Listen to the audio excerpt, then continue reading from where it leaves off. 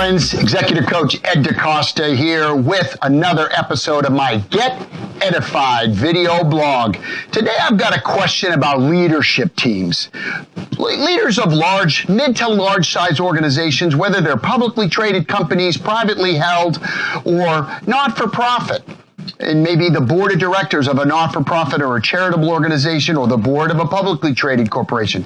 It applies to all teams, but in particular, I'm thinking of teams that have a large influence over a big group of resources, of people.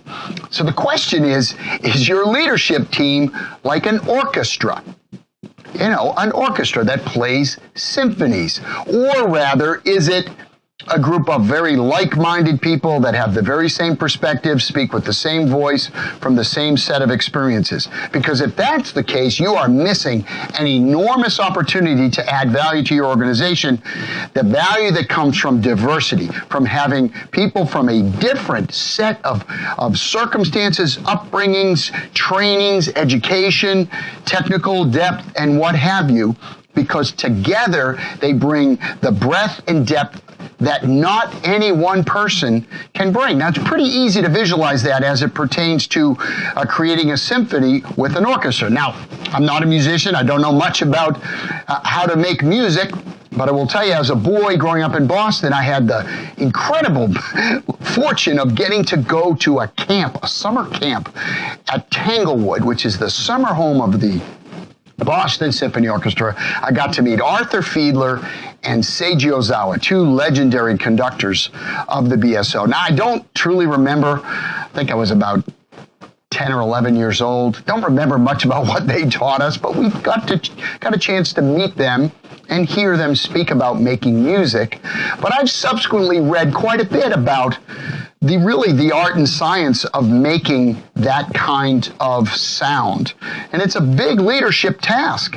And it plays right into a wonderful metaphor for creating business success as well. Because think about any symphony, your favorite music, played by only one section of the orchestra, maybe the woodwinds or the percussion. It wouldn't sound anything remotely like the music is supposed to sound like. It might sound okay, and if you're an oboe player or a violin player, you'll appreciate that particular sound.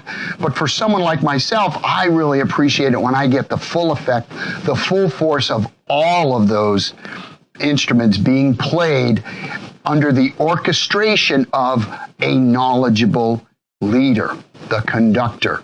And think about that word that we use in business all the time. He or she orchestrated a particular thing. Well, there's that word. Orchestrated comes very much from the leader of a group that plays in symphonies all throughout the world. So I challenge you to look at your team and ask yourself, what unique perspectives does this person bring? And if you've got a member of your leadership team whose perspective is overrepresented by other members of the team, look to diversify.